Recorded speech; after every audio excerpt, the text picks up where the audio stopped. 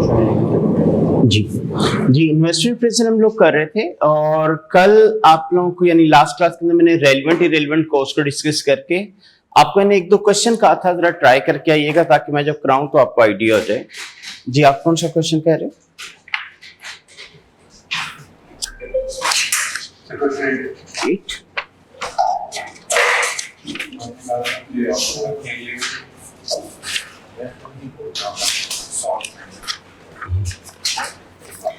Ji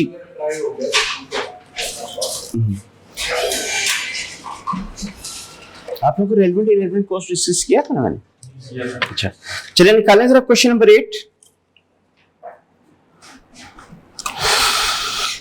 Beta Limited is evaluating a potential new product gamma in the which following costs are involved. Labor. Each gamma require half hour of skilled labor and 2 hour of unskilled labor. ठीक है, कह रहा है आधा घंटा skilled का और 2 घंटे अनस्किल्ड के चाहिए। During the next year Beta expect to have surplus of skilled labour retain on contract under which minimum wage is guaranteed. और कह रहा है कि अगले साल मेरे पास ना सरप्लस पड़ी है स्किल्ड लेबर, उनका मैंने कॉन्ट्रैक्ट किया हुआ है जिसमें मिनिमम वेज मैंने उनको गारंटी दे रखी है। और आपको कह रहे हैं कि this surplus is sufficient to complete the budgeted quantity of gamma in the year 1 but there will be no surplus thereafter. कह रहे हैं कि जो सरप्लस है ना ये पहले साल की डिमांड पूरी करने के लिए सफिशिएंट है। मतलब जो स्किल लेबर आपका सरप्लस पड़ी, कह रहा है पहले साल वही लेबर ये आपके रिक्वायर्ड यूनिट बना देगी। इन अदर वर्ड्स आपको ये कहना चाह रहा है आपको मजीद पैसे देने की जरूरत नहीं है। रेलिवेंट होगी इरेलीवेंट होगी, लेकिन उसने कहा there will be no surplus thereafter. कह रहे इसके बाद सरप्लस नहीं होगा, इसका मतलब इसके बाद अगर आप काम कराओगे तो पैसे देने पड़ेंगे। तो पहले साल के लिए लेबर इरेलीवेंट हो जाएगी बट ऑनवर्ड बाकी सालों के लिए रेलिवेंट। अच्छा, आगे आपको कह रहे हैं all unskilled labour will be taken on as required. कह रहे अनस्किल्ड लेबर जिस वक्त जरूरत पड़ती है उसी वक्त हम हायर किया करते हैं। रेलिवेंट होगी। कह रहे veg rates are 4 per hour for skilled labour and 2.5 per hour for unskilled labour. दोनों के वेज रेट उसने दे दिए। Material ping is used in gamma 2 kg per unit. No stock of ping are held by the company. कह रहा material ping लगता है 2 kg per unit और कह रहे स्टॉक में पड़ा ही नहीं हुआ। अगर ना पड़ा हो तो क्या करते हैं? रिप्लेसमेंट कॉस्ट पे मेजर करते हैं, खरीदना पड़ता है। ठीक है, तो इसको रिप्लेसमेंट पे मेजर होगा। मटेरियल पैंग, कह रहे पैंग कंट्रीब्यूट 0.5 kg पर unit. Sufficient of this material to meet entire budgeted production is already in stock, it has no other use. जी, कह रहे मटेरियल पैंग जो है ये 0.5 kg पर यूनिट लगता है। कह रहे सफिशिएंट जो है ना मटेरियल हमारे पास पड़ा हुआ है इंटायर बजटेड प्रोडक्शन की डिमांड पूरी करने के लिए। ठीक है, तो कह रहे कि मटेरियल पैंग कंट्रीब्यूट 0.5 kg पर unit. Sufficient this material to meet entire budgeted production is already in stock, it has no other use. तो कह रहा है ऑल्टरनेटिव यूज कोई नहीं है। किस पे मेजर करेंगे? एनआरवी के ऊपर। ठीक है, तो एनआरवी पे इसकी मेजरमेंट हो जाएगी। देखिए सर, आपको क्या इसका कोई और यूज ही नहीं है। ठीक है, रेगुलर यूज का होता फिर ये तो ना कहता कोई ऑल्टरनेटिव यूज नहीं है। Next, material Pong. Pong is also used 1.5 kg per unit. Some stocks are already held. Further supplies may readily be purchased. कह रहा है कुछ स्टॉक पहले पड़ा हुआ है, मजीद अगर जरूरत पड़ी तो हम खरीद सकते हैं। Pong is used in manufacture of another product, the Delta, which contribute 0.85 kg per unit of Pong, per kg of Pong, net of the cost of Pong, and depreciation are estimated at 0.06 per kg. जी, अब इसका बताएं। Sir इसका सारा replacement cost का होगा। क्यों? क्योंकि sir नीचे इन्फॉर्मेशन दी हमारी डेटा तो ये बताती है कि ये जो फॉर्म है हमारे किसी और अदर प्रोडक्ट के मैन्युफैक्चरिंग में भी यूज होता है, मतलब रेगुलर यूज है। और रेगुलर यूज है तो रिप्लेसमेंट कॉस्ट और जो परचेज करने का हम लोगों ने वो भी रिप्लेसमेंट कॉस्ट, ये सारा रिप्लेसमेंट कॉस्ट। जी, और किसी के देने कुछ आ रहा हो?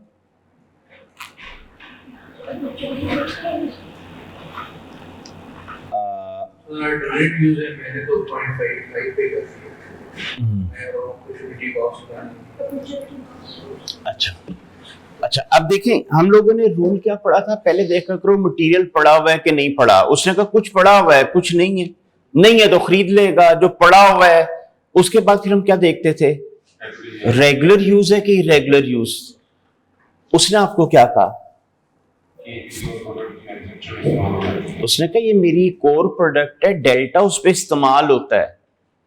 तो कौन सा मटेरियल निकल आया, रेगुलर यूज का निकल आया। ठीक है, उसकी स्टेटमेंट पढ़े, उसने क्या कहा, कह रहे कि Pong is use in manufacture of another product the delta. कह रहे कोर प्रोडक्ट है, डेल्टा उस पर इस्तेमाल होता है। ठीक है, तो आपकी कोर प्रोडक्ट है, डेल्टा उस पर इस्तेमाल होता है, ये तो रेगुलर यूज निकल आया। रेगुलर यूज हो तो किस पे मेजर करते हैं, रिप्लेसमेंट पे। ये आगे जो उसने डेटा दिया ना, ये उसने जानबूझ के दिया कि शायद आपके जेहन में आ जाए, अच्छा अपॉर्चुनिटी कॉस्ट निकाल लूं। ठीक है, आगे देखें ना, उसने क्या लॉस कॉन्ट्रीब्यूशन का बता रहा है ना, इतना कॉन्ट्रीब्यूशन जनरेट होता था। ठीक है, तो अगर वो ये कहता है ना कि ये इरेगुलर यूज का मटेरियल और करंटली ये डेल्टा पे इस्तेमाल हो सकता है, तो फिर आपको मैं कहता है इरेगुलर है बट ऑल्टरनेटिव यूज आ गया, वहां पे फिर मैं आपको कहता हायर ऑफ अपॉर्चुनिटी और एनआरवी कर लो। अच्छा सर, जब पॉइंट आउट करें कि इस तरह इस्तेमाल हो सकता है, फिर हमें रेगुलर करके अल्टरनेटिव पे जाके अपॉर्चुनिटी का होता है, पहले यूज होता है, इससे रेगुलर होता है। हाँ जी, बस देखना, जैसे उसने कहा मेरी दूसरी प्रोडक्ट है, डेल्टा उस पर इस्तेमाल होता है, तो इट मीन रेगुलर यूज का है। लेकिन अगर वो कभी ये कहता है कि जी कभी कभार इस्तेमाल होता है या इरेगुलर यूज का है, बट करंटली एक ऑर्डर आ गया डेल्टा उस पर भी लग सकता है, फिर वो अपॉर्चुनिटी वाला चक्कर बनता है। ठीक है, तो एक तो इसके अंदर ये मसला है, इसका इसको हमें रिप्लेसमेंट कॉस्ट पे मेजर करना होगा। अच्छा, आगे करें, value of various materials may be summarised as follows. उसने आपको वैल्यूज दे दी, कह रहे कि per kg cost of material in stock, मतलब जिस प्राइस पे आपने मटेरियल खरीदा था, दैट इज हिस्टोरिकल कॉस्ट, आपके लिए क्या हो जाएगी, इररिलेवेंट। रिप्लेसमेंट कॉस्ट भी दे दी, रियलाइजेबल वैल्यू भी दे दी। अच्छा, कह रहा है any material requiring purchase will be bought in advance of the year in for which they are needed. कह रहा है मटेरियल जिस साल आपको चाहिए होगा उसके एडवांस में खरीद लेना।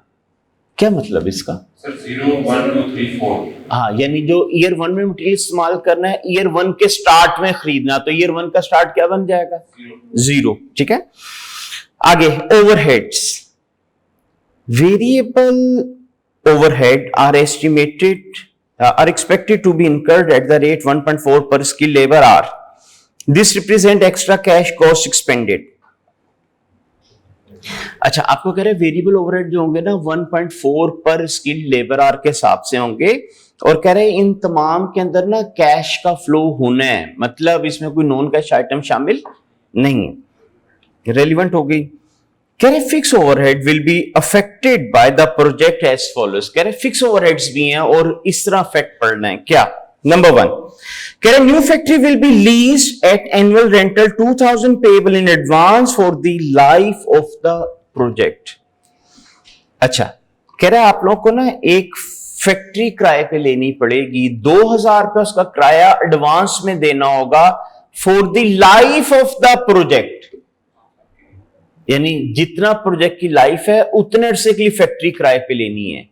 तो फिर इसका जो किराया है वो आपकी एट्रीब्यूटेबल है कि एलोकेटेड कॉस्ट है, एट्रीब्यूटेबल है, क्योंकि उसने कहा ना for the life of the project. इसका मतलब अगर आप ये प्रोजेक्ट एक्सेप्ट करते हो तो फैक्ट्री किराए पे लेनी पड़ेगी, नहीं करते तो नहीं लेनी पड़ेगी।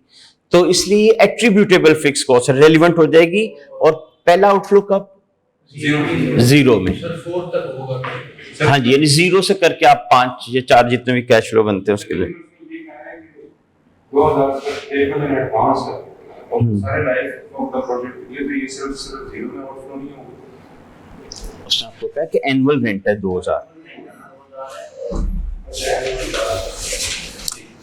नेक्स्ट, कह रहा rates on the factory payable in arrear will be 1000 per annum. कह रहा इसी फैक्ट्री के रेट्स म्युनिसिपल कॉर्पोरेशन के जो टैक्सेस हैं तो जब ये फैक्ट्री ही इस प्रोजेक्ट के लिए ली तो ये टैक्स भी क्यों पड़े, इसी प्रोजेक्ट से रेलिवेंट हो जाएगा। कह रहे पेबल इन एरियर, इसका क्या मतलब? 1 2 3 4 मतलब 0 में नहीं होगा। हाँ, एंड पे देना है, मतलब जब पीरियड खत्म होगा तब देना है, ईयर 1 के एंड पे, 2 के एंड पे एंड सो ऑन। अच्छा, आगे कह रहे central management accounting department will absorb admin cost into production on the basis of 0.5 पर unskilled labour our. Direct administration of the project will be carried out by the management without any increase in overtime or staffing level. जी, आपको कह रहे हैं central management accounting department की जो cost है वो 0.5 पर अनस्किल्ड लेबर आ रहा है, और कह रहे हैं नए प्रोजेक्ट की एडमिनिस्ट्रेशन एग्जिस्टिंग स्टाफ ही कर लेगा, ना कोई ओवरटाइम देने की जरूरत, ना कोई नया बंदा हायर करने की जरूरत। अगर मैं आप लोगों को कहता कि जी ओवर टाइम देना पड़ेगा, तो फिर उस सूरत में आप लोगों के लिए ओवर टाइम क्या हो जाता, रेलिवेंट हो जाता। और अगर आप कहते एक नया बंदा हायर करना पड़ा, उसकी 25,000 सैलरी होगी, तो फिर वो 25,000 रेलिवेंट हो जाता, ठीक है, हर पीरियड के हिसाब से। लेकिन यहां पर उसने आपको कहा कि कोई एक्स्ट्रा कॉस्ट नहीं लगनी, मतलब इंक्रीमेंट कोई नहीं है, तो रेलिवेंट के इरेलीवेंट हो जाएगा। आगे आपको कह रहे हैं special machinery will be purchase at the start of the project for 60,000, तो किस ईयर में आउटफ्लो 0 में, and it will be sold at the end of 5th year for 6,000, 5वें साल के एंड पे कहते हैं 6,000 की बिकेगी। इसका मतलब प्रोजेक्ट की लाइफ कितनी होगी, 5 साल। तो आखिरी साल में 6,000 का आप क्या शो करा दोगे, inflow. Then it is expected that gamma will be produced for 3 years at the rate 10,000 unit per annum, and then for further 2 years at the rate 8,000 units per annum. कह रहे पहले 3 साल 10,000 यूनिट और फिर आखिरी 2 साल 8,000 यूनिट बन के बिकेंगे। आमतौर पर आपको पता है प्रोडक्ट लाइफ साइकिल आप लोगों ने पढ़ा हुआ है, जब सैचुरेशन हो जाती है उसके बाद डिक्लाइन आना शुरू हो जाता है। तो बहरहाल ये उसने आपको बता दिया, selling price would be 18 per unit in first 3 years and 14 thereafter। ठीक है, कह रहे कि पहले 3 साल के अंदर आपकी 10 रुपए 18 रुपए प्राइस होगी और अगले 2 साल के अंदर 14 रुपए प्राइस होगी। आपको कह रहे calculate NPV weighted average cost of capital is 15%। अभी उसने आपको डेटा दिया था और इसकी बेस पे कंप्यूटेशन करने को कह रहे हैं। अच्छा, आप लोगों ने कहा था एक तो एग्जाम प्रेजेंटेशन ही होती है कि आप ईयर्स के कॉलम बनाया कीजिएगा और रो वाइज जो जो आइटम है बाय नेम उसकी कैश फ्लोज लिखते जाएं। और आपको मैंने ये भी कहा था कि क्वेश्चन में क्योंकि मल्टीपल कैश फ्लोज होंगे तो ऑर्डर में चलिएगा ताकि कोई मिस ना हो जाए। तो अब हम जरा इस क्वेश्चन को सॉल्व करना शुरू कर लेते हैं। सर इधर पहले 3 साल 10,000 दूसरे साल 8,000 का है, तो वो कंपाउंडिंग नहीं, उसने आपको ये तो नहीं कहा कि इतना इंक्रीज करना है, उसने कहा पहले 3 साल 10,000 यूनिट और फिर आखिरी 2 साल 8,000 यूनिट बनेंगे। मैं ये समझा रहा कि जो लेबर और मटेरियल की कॉस्ट ऑफ यूनिट के साथ मल्टीप्लाई करके हम लोग देखते हैं, हाँ वो तो चेंज हो, हाँ वो पहले 3 साल की डिफरेंट होगी, अगले 2 साल की डिफरेंट होगी। नहीं, कंपाउंड तो तब होता है अगर किसी चीज में इंक्रीज, जैसे इन्फ्लेशन आ जाए, इन्फ्लेशन में कंपाउंडिंग का चक्कर आएगा, वो भी हमने पढ़ी नहीं। चलिए सर करें, ठीक है।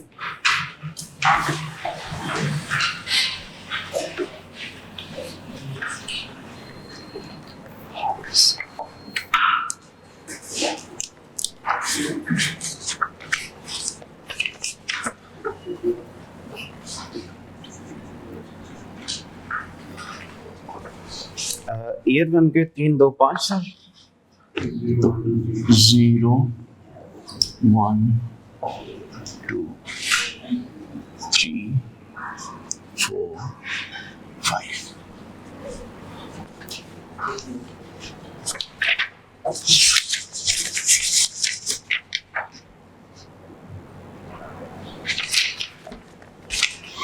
अच्छा, अब मैं पहले हेडिंग्स बना लेता हूं। देखिए, सबसे पहले उसने आपको दी लेबर, लेबर के अंदर उसने स्किल्ड भी दे दी,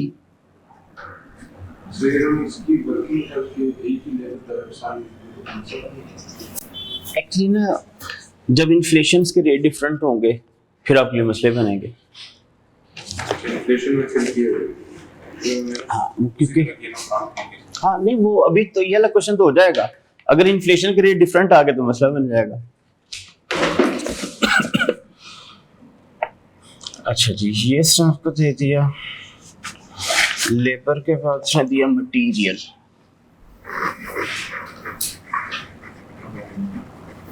मटेरियल है पिंग पैंग पॉन्ग।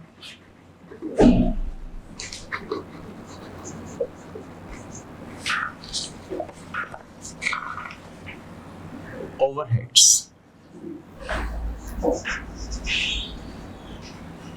ओवरहेड में आपको वेरिएबल भी दे दिए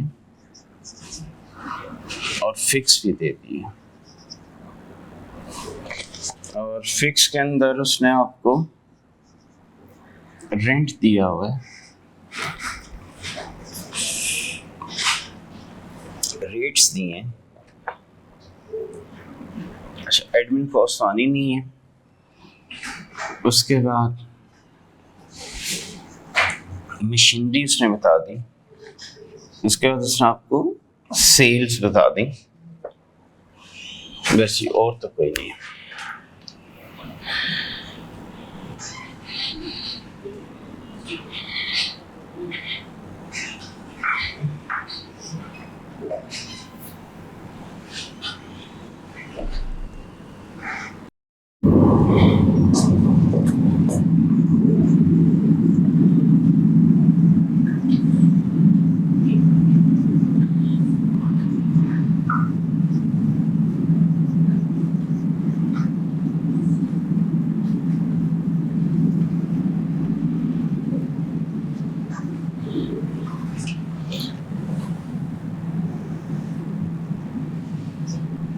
वैल्यूज हम 000 में ले लेते हैं।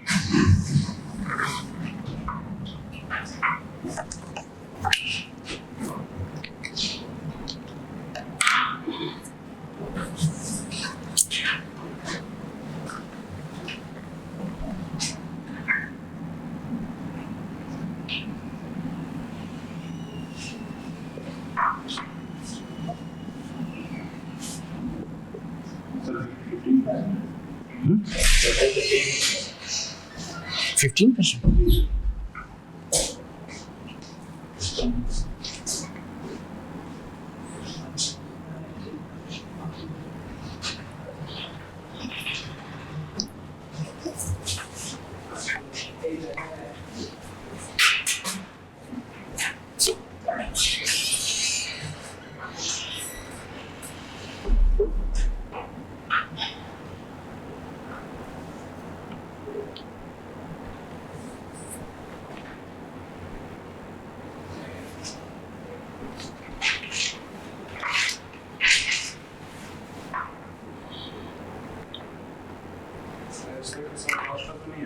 क्या चीज टैक्स इनमें आ जाएंगे आगे, इन्फ्लेशन टैक्स, अब इसमें एक्सटेंशन होगी, ये तो भी एक इंट्रोडक्शन है ना, आते इसी टाइप के ही हैं, लेकिन वो फिर उनमें इन्फ्लेशन वगैरह ये सारे मसले आते हैं। अच्छा जी, अब आ जाते हैं जरा वर्किंग्स के ऊपर। Working number 1 skilled labour.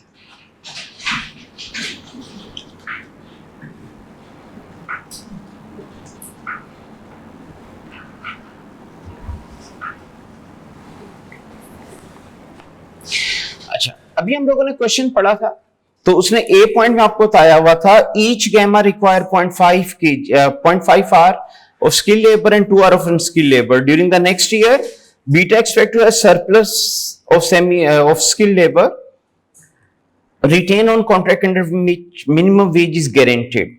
Surplus is sufficient to complete the budgeted quantity of gamma in year 1, but there will be no surplus thereafter.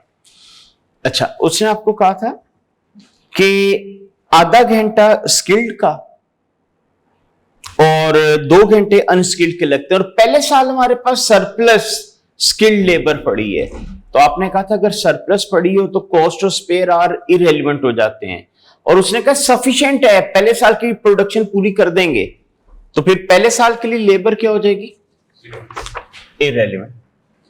अच्छा, अगले 2 साल हर साल 10,000 यूनिट बनाने, एक यूनिट के ऊपर आधा घंटा लगता है, तो ये लेबर आवर निकला है।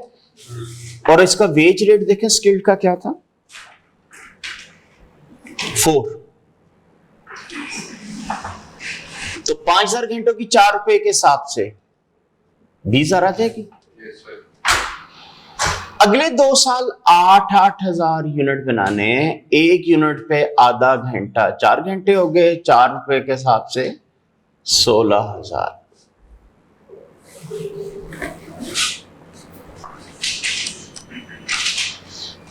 ईयर वन में इसलिए किया क्योंकि वो वेज पे है स्टूडेंट। हाँ जी, वो आपकी स्पेयर कैपेसिटी पड़ी है। हाँ जी, तो स्पेयर कैपेसिटी हमने कहा था इरेलेवेंट हो जाती है ना आपकी कॉस्ट ऑफ स्पेयर आवर्स। अच्छा, लेबर वैसे एडवांस में देते होते हैं एरियर में? एरियर में देते हैं। इसका मतलब वैसे नॉर्मली कैश फ्लो ईयर 1 में होना चाहिए था, लेकिन चूंकि यहां हमारी 1 की लेबर भी इरेलीवेंट हो गई, तो फिर अब पहला आउटफ्लो आपका कब आएगा? 2 में। आउटफ्लो है ब्रैकेट में लिखिएगा। अच्छा सर,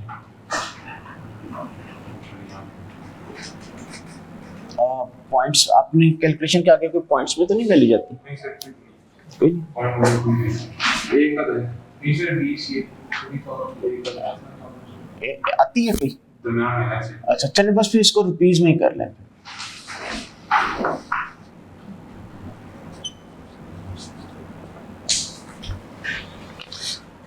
अच्छा, अगले 2 कैश फ्लो आ गया आप लोगों के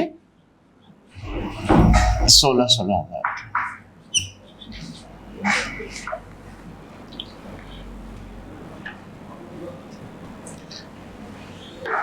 अच्छा, अनस्किल्ड के लिए आपको कह रहे हैं all unskilled labour will be taken on as required. कह रहे कि अनस्किल्ड लेबर जिस वक्त जरूरत पड़ती है मैं उस वक्त हायर करता हूं, मतलब कोई सरप्लस नहीं पड़ा हुआ। तो वर्किंग नंबर 2,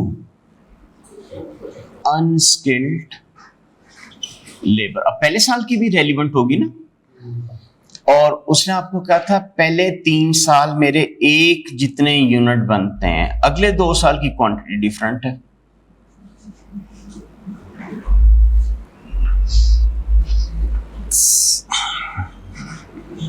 दस हजार यूनिट, एक यूनिट पर अनस्किल्ड के कितने घंटे? 2। Wage rate 2.5, 50,000। Yes sir. और अगले 2 साल 8,000 यूनिट 2 रुपए के हिसाब से 2.5, बस 40,000।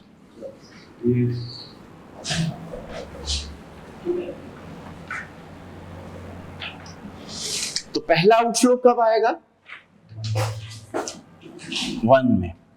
तो अब पहले 3 आउटफ्लो हम लिख लेते हैं, 50,000 के।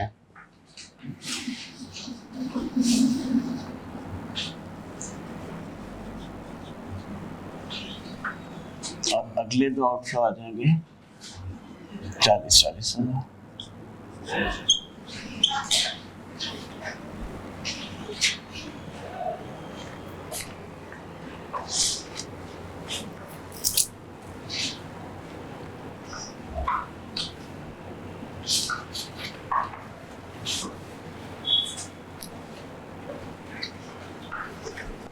अब आते हैं जी नेक्स्ट,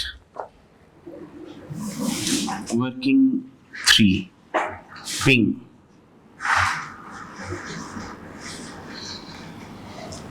पिंग के लिए आपको कहा था Pang is used in gamma 2 kg पर unit, no stock of Pang are held by the company. कह रहा है मटेरियल स्टॉक में पड़ा ही नहीं हुआ रिप्लेसमेंट पे।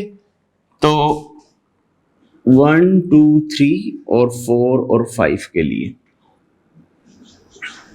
10-10 हजार यूनिट बनने हैं। एक यूनिट पे कितने केजी उसने कहा? 2 kg। और रिप्लेसमेंट का रेट क्या है इसका? 1.4। तो 20,000, 28,000। अच्छा, उसके बाद आपने 8,000 यूनिट बनाने हैं इंटू 2 इंटू 1.4,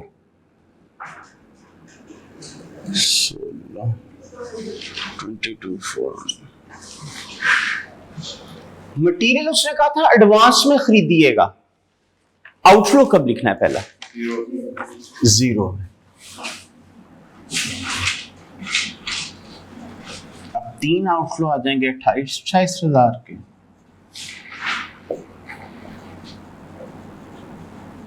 और फिर अगले 2 आ जाएंगे 22,400।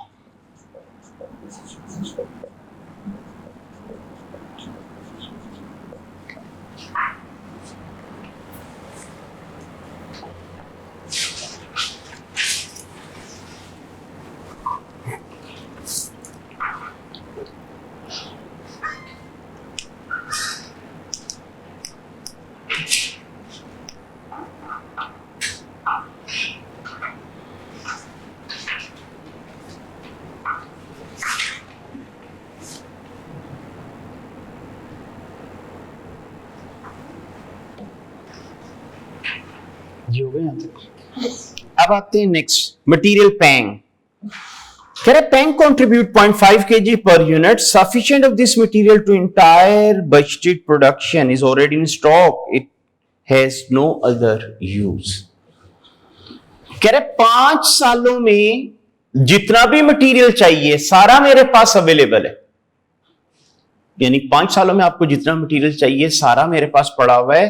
ऑल्टरनेटिव यूज कोई नहीं। अगर ऑल्टरनेटिव यूज ना हो किस में मेजर करते हैं? एनआरवी, रियलाइजेबल वैल्यू पे। अच्छा, अब अक्सर देखने में ये आता है स्टूडेंट एनआरवी रेट सही लगाता है, लेकिन जब कैश फ्लो लिखता है वहां गलती करता है। आपके नजदीक इसके कैश फ्लो क्या बनने चाहिए? यानी किस किस ईयर में आने चाहिए? मतलब जो भी अमाउंट निकल आई एनआरवी के हिसाब से क्या करेंगे उसको? सर सारी की सारी फर्स्ट ईयर में मिलती है। क्यों? क्योंकि सर हमारे पास ऑलरेडी स्टॉक अवेलेबल है, हम लोगों ने तो परचेज ऑलरेडी किए हुए हैं, पहले से परचेज किए हुए हैं हम लोगों ने, तो कैश तो इसमें है ही, मतलब हम लोगों ने बाद में जाकर फ्यूचर में तो परचेज कमी लोग तो फिर तो इरेलेवेंट हो जाना चाहिए परचेज नहीं करें। 1 से 5। अच्छा, मटेरियल एडवांस में खरीदते हो एरियर में? एडवांस। अब बताएं। देखिए उसने आपको कहा है कि 5 साल में जितना मटेरियल लगना है सारा मेरे पास पड़ा हुआ है, इस्तेमाल का कोई नहीं है, यूज कोई नहीं है, इसका यूज कोई नहीं है, बिक तो सकता है। अगर मैं ये ऑर्डर एक्सेप्ट ना करूं तो कब बेच के आऊंगा? अभी। तो जब अभी बेच के आऊंगा तो सारा मटेरियल आज बिकेगा, सारे का सारा पैसे का इनफ्लो आज होना है। लेकिन आप लोगों ने कहा कि नहीं, हम ये प्रोजेक्ट बनाएंगे। जब ये प्रोजेक्ट बनाएंगे तो जो सारा पैसा मुझे आज इनफ्लो होना था अब होगा नहीं। तो रेट तो स्टूडेंट सही लगा लेता है, लेकिन उसको हर साल में आउटफ्लो लिखता है। क्या मैंने हर साल जाके थोड़ा थोड़ा बेच के आना था? नहीं, मैंने सारा आज ही फिर बेच के आना था। तो इसलिए उसका सारे का सारा इनफ्लो ईयर 0 में बनता है। ठीक है, अब जरा इसकी हम वर्किंग कर लेते हैं।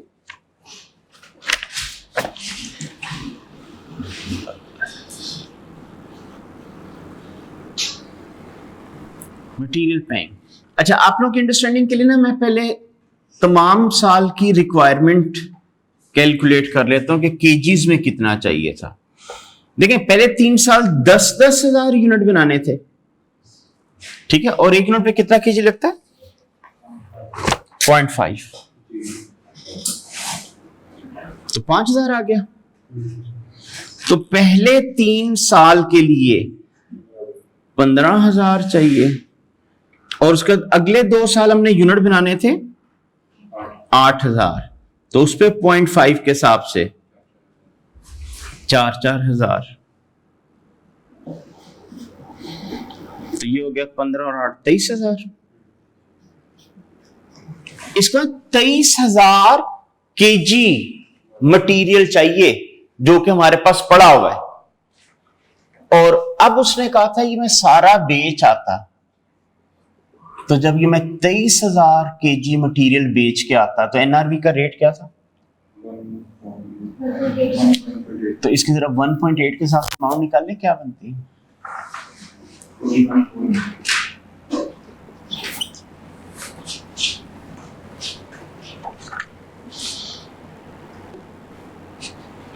इसका मतलब ईयर 0 के अंदर आपका आउटफ्लो आ जाएगा 41,400।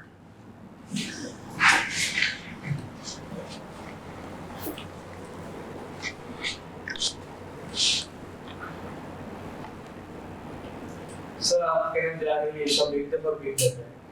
देखिए ना, आपकी एक चीज काम की नहीं है और आपने बेचनी है, क्या रोज आके थोड़े थोड़े बेच के आओगे हर साल? नहीं, फिर तो आपको इकट्ठा बेचो सारा, मतलब फिर फायदा क्या उसको रखने का 5 साल। ठीक है, उस वजह से ये भी तो सोच सकते हैं कि नेक्स्ट ईयर कोई प्रोजेक्ट आएगा तो उसके देखिए ना, वो तो फिर अभी भी आपके उसने जब हमने करंट के हिसाब से बात करनी ना, ठीक है, माइट भी आप ये प्रोजेक्ट भी ना एक्सेप्ट करो, एनपीवी नेगेटिव आ गई, तो अभी तो हम ये अज्यूम करें कि हम इसको कर रहे हैं, तो उसने कहा था कि ऑल्टरनेटिव यूज कोई नहीं था, तो अगर ऑल्टरनेटिव ना हो तो फिर हम उसको एनआरवी पे लेते होते हैं। बस फर्क सिर्फ ये पड़ा है कि अक्सर स्टूडेंट गलती क्या करते हैं, हर साल कैश फ्लो लिखते हैं, वो गलती हो जाती है आपसे। हर साल हम इसको इसलिए नहीं लिखेंगे कि जब एक चीज काम की नहीं है, बेचनी है, तो फिर अभी सारी बेचो, फिर 5 साल उसको रख के फायदा क्या है स्टोरेज कॉस्ट बेयर करने की। जैसे मतलब जब भी कोई इरेगुलर यूज में कोई चीज हो उसका अल्टरनेटिव यूज ना हो तो एक दफा बेचो। हाँ जी, हाँ जी। अच्छा जी, अब आते हैं नेक्स्ट मटेरियल पोंग। तो वर्किंग नंबर 5।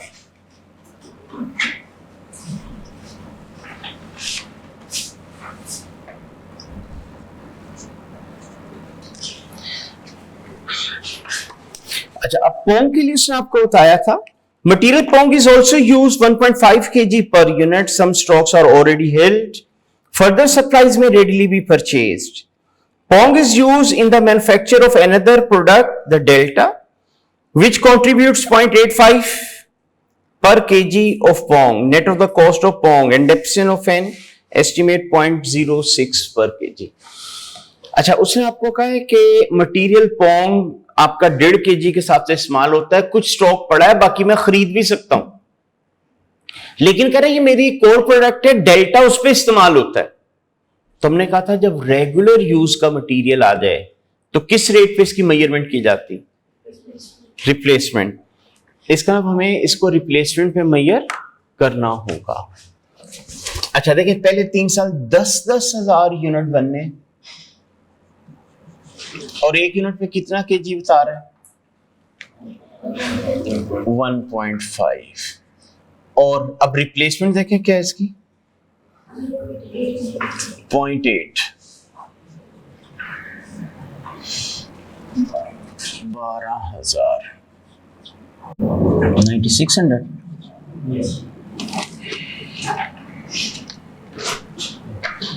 अब पहला आउटफ्लो ईयर 0 में आ जाएगा, तो ये 3 आउटफ्लो आ जाएंगे 12,000 के, और अगले तो आ जाएंगे 9600 के हिसाब से।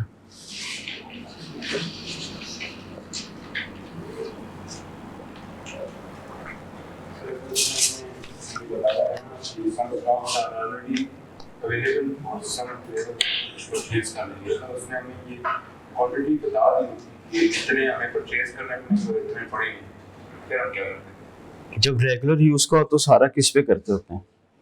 रिप्लेसमेंट पे करना है। अब फर्स्ट है ना, अब ये हमारा टोटल यूज जो हो रहा है वो हो रहा है 10,000 into 1.5, 15,000 वाले 3 सालों में हो रहा है 45,000, और 8,000 into 1.5 12,000 24 और 45 69,000 टोटल यूजर। वो बता दें कि 23 पड़ा है और बाकी जो है वो हमें परचेज करना पड़ेगा। तो तक हम लोग पहले साथ जो तो परचेज करना उसने वैसे रिप्लेसमेंट पे आना होता है, जो 23 पड़ा है आपने उसके बारे में डिसाइड करना होता है कि रेगुलर है कि इरेगुलर है। अगर रेगुलर आ गया तो उसने भी किस पे मेजर होना है? रिप्लेसमेंट पे। लेकिन जो 23,000 हमारे पास पड़ा हुआ है, अगर वो हम लोग ना यूज करें तो वो हम लोग देख ही तो सकते हैं। देखना, जब आपका रेगुलर यूज का मटेरियल है तो वो तो आपने इस्तेमाल करना है, इस पे नहीं करोगे, तो जिसके लिए पड़ा हुआ उस पे करोगे। ठीक है जी, यहां तक समझ आ गया सबको? अच्छा, अब आते हैं जी वेरिएबल ओवरहेड्स। वेरिएबल ओवरहेड के लिए आपको बताया था, variable overhead are expected to be incurred at the rate 1.4 per skilled labour hour. This represent extra cash cost expended. Working number 6, variable overhead.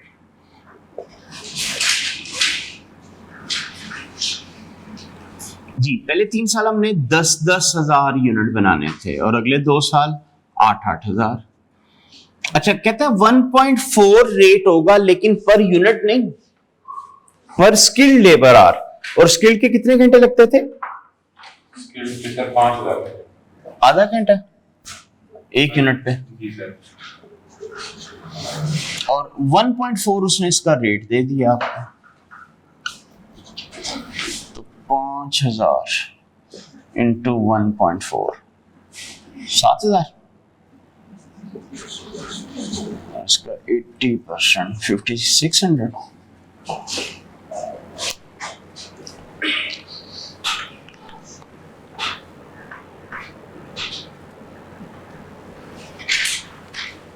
Overhead advance में देते हैं एरियर में? Arrear में. तो इसका पहला आउटफ्लो कब आएगा? 1 में. जी तो अब हम लिख लेते हैं. तो पहले 3 आउटफ्लो 7-7 हजार के,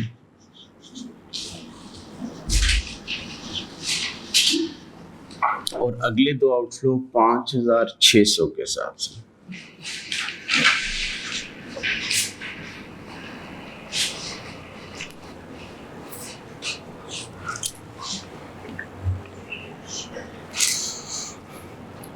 New factory will be leased at annual rental 2,000 payable in advance for the life of the project. Rent 2,000 रुपया होगा और कह रहा है एडवांस में दीजिएगा. पहला आउटफ्लो कब लिखेंगे? 0 में.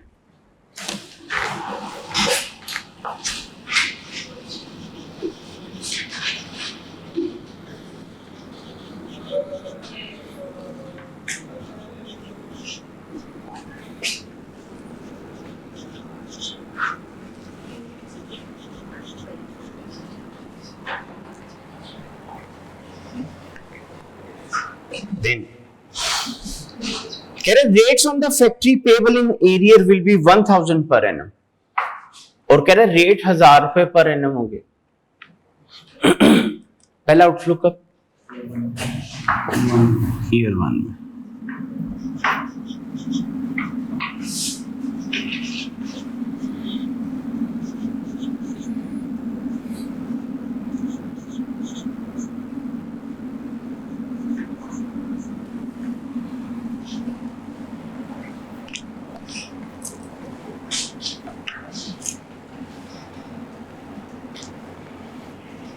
Special machinery will be purchased at the start of the project for 60,000. It will be sold at the end of 5th year for 6,000.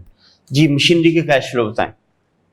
60,000 zero में और 6,005. हाँ जी 0 में आपने का 60,000 का आउटफ्लो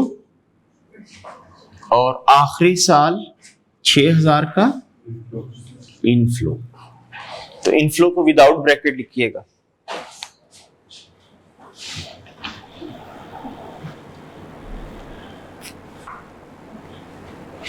आगे आगे जी सेल्स. कह रहे पहले 3 साल 10-10 हजार यूनिट 18 रुपए के हिसाब से. इसका जब सेल्स की आप वर्किंग करोगे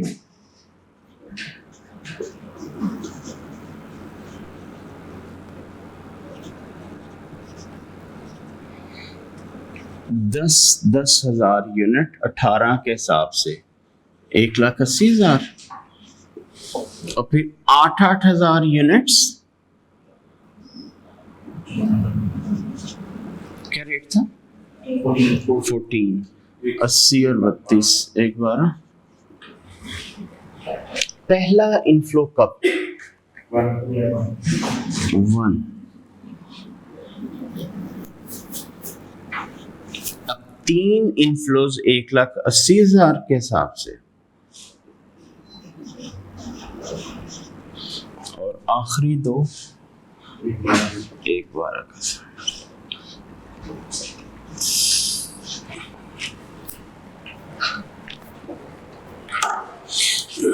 जी हो जाएगा अभी कंप्लीट।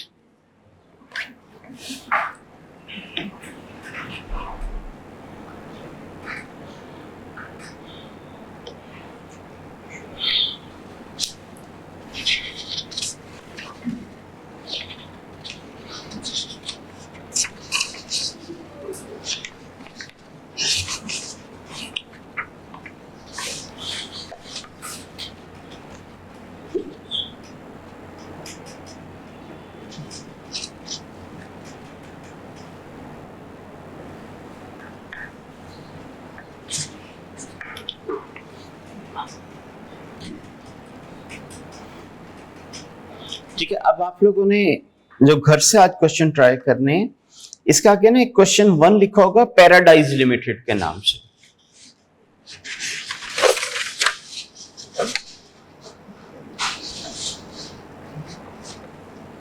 इसको ट्राई कीजिएगा। और एक इससे आगे है बंकर लिमिटेड के नाम से। अच्छा, जो पैराडाइज वाला है ना, ये क्वेश्चन कंप्लीट है, बस रिक्वायरमेंट नीचे टाइप नहीं हुई, वो एनपीवी निकालनी थी। ठीक है, यानी वो डाटा इनकम्प्लीट नहीं है, कंप्लीट है वो। आगे जो क्वेश्चन है बंकर लिमिटेड वाला, इसके 2 पेज पे दोनों पे डाटा दिया हुआ है। ठीक है, तो ये 2 क्वेश्चन आज आप लोगों ने ट्राई करने हैं। कल मैं पहले इन्हीं को डिस्कस करूंगा ताकि आप लोगों की गलतियां उसमें आइडेंटिफाई हो, क्या क्या प्रॉब्लम आ रही।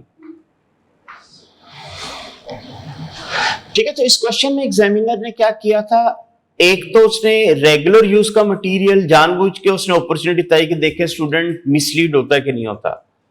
दूसरा आप लोगों ने देखा कि नो ऑल्टरनेटिव यूज था, तो आपका ने कहा स्टूडेंट क्या करते हैं, हर साल उसको आउटफ्लो लिखते हैं, जबकि अगर एक चीज आपके इस्तेमाल की नहीं है, बेचनी है, तो फिर हम सारी इकट्ठी क्वांटिटी सेल करके आते हैं।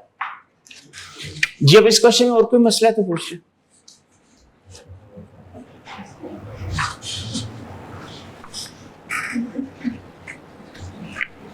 ठीक है, कल इंशाल्लाह जो मैंने अब 2 क्वेश्चन दिए इनको आगे हम कंटिन्यू फिर करेंगे। हाँ जी जी, ठीक है। अभी तक आपका ने कहा ना मैंने इन्फ्लेशन कराई है, ना मैंने आपको टैक्स कराया है, अभी सिर्फ कैश फ्लो की प्रैक्टिस वगैरह चल रही है। मतलब अगर आप ये कहें मैं आपको पास्ट पेपर का क्वेश्चन करा दूं तो भी एक क्वेश्चन भी नहीं हो सकता, क्योंकि उसके लिए भी हमें कुछ दिन और चीजें पढ़नी है, फिर हम उस स्टेज पे पहुंचेंगे। इसको महीना लगेगा और इसके अलावा कौन सा बजट है? बजटिंग उस पे कितना टाइम? उससे 20 दिन लग ही जाते हैं। ये रिजल्ट तक ये वाला इंशाल्लाह होता है। Thank you.